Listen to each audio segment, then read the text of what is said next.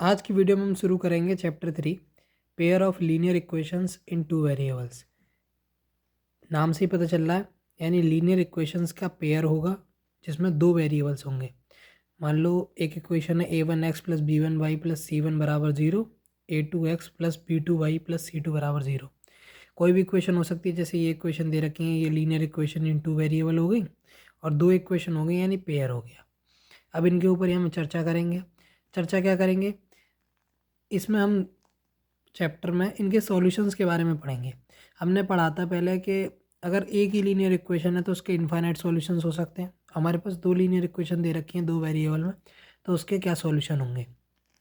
तो मान लो दो इक्वेशन ये मान ली, अगर हम इनके कोफिशिएंट का रेशियो चेक करें, यानी अगर a1/a2 और b1/b2 और c1/c2 निकालें, अगर वो पहले दो ही बराबर नहीं आए तो इसका मतलब अगर हम ग्राफिकली देखेंगे तो वो दोनों लाइंस एक दूसरे को कहीं ना कहीं इंटरसेक्ट करेंगी, और जिस पॉइंट पर इंटरसेक्ट करेंगी वही उसका सॉल्यूशन होगा उन दोनों इक्वेशंस का। तो ऐसे केस में क्या होता है, यूनिक सॉल्यूशन होता है, कंसिस्टेंट होती है। कंसिस्टेंट का मतलब ही यही है कि कम से कम एक वैल्यू तो होगी जो इन दोनों इक्वेशंस को सेटिस्फाई करेगी एक्स वाई की। अगर ये तीनों रेशियो बराबर हो जाते हैं तो कोइंसिडेंट लाइन है, यानी इनफाइनाइट मैनी सॉल्यूशंस। डिपेंडेंट और कंसिस्टेंट होता है। कोइंसिडेंट का क्या मतलब, एक लाइन है उसके ऊपर उससे बड़ी लाइन या उतनी ही लाइन कोई पड़ी हुई है, एक के ऊपर एक लाइन, तो उनके रेशियोज भी सेम होंगे। अब हमारे पास तीसरा केस है a1/a2 बराबर b1/b2, तो बराबर है पहले दोनों, पर तीसरा बराबर नहीं है। ऐसे केस में लाइंस पैरेलल होती हैं, इनका कोई सॉल्यूशन नहीं होता, इनकंसिस्टेंट होती है, इनका कोई सॉल्यूशन नहीं होता। जैसे हमारे पास ये दो लाइन की इक्वेशन दे रखी है, इनका रेशियो निकाल के देखा तो 5/7 -4/6 के बराबर नहीं है, तो पहला वाला केस लग रहा है। तो लाइंस इंटरसेक्ट करेंगी, यूनिक सॉल्यूशन होगा, तो इसका यूनिक सॉल्यूशन होगा और कंसिस्टेंट होगी।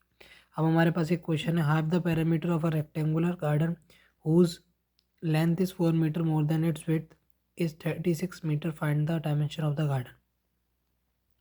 क्वेश्चन के अकॉर्डिंग हमारे पास दे रखा है कि किसी रेक्टेंगुलर गार्डन का आधा पैरामीटर 36 मीटर है, जिसमें लेंथ जो है उसकी विड्थ से 4 मीटर ज़्यादा है। यानी अगर क्या कहते हैं, विड्थ में 4 जोड़ दें तो लेंथ के बराबर आ जाएगी।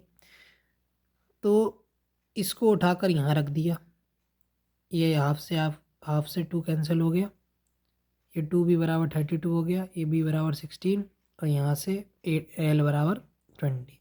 लेंथ और विड्थ आ गई। एक तरीका तो ये था सिंपल सा। अब क्या कर सकते थे, एक कि यहाँ से एल प्लस बी बराबर 36 था, बी को इधर लिया, एक इक्वेशन बन गई। यहाँ से एल माइनस बी माइनस 4 बराबर 0, दूसरी इक्वेशन बन गई। अब देखो, अगर आप चेक करेंगे तो इनका रेशियो, यानी इनके कोफिशिएंट का रेशियो चेक करोगे, 1/1 आएगा, यहाँ पे सेम है, यहाँ पे प्लस का 1 और अपॉन नीचे माइनस का 1 आएगा। ये दोनों बराबर नहीं हो रहे, यानी इंटरसेक्टिंग लाइंस होंगी, यूनिक सॉल्यूशन होगा। अब हमने ये ग्राफ ड्रॉ करने के लिए वैल्यू पुट करके देखी, 9th क्लास में करते थे। जब हमने दोनों लाइंस के ग्राफ प्लॉट किए तो एक जगह इंटरसेक्ट कर रही थी और हमारी बात सही हो गई। और वो कहाँ इंटरसेक्ट करेंगी, जिस पर जो हमने वैल्यू निकाली। यहाँ पे आप यहाँ से भी ग्राफिकल मेथड से भी वैल्यू निकाल सकते हैं। तो कल की वीडियो में हम देखेंगे सब्स्टिट्यूशन मेथड और एलिमिनेशन मेथड। तब तक के लिए बहुत बहुत धन्यवाद।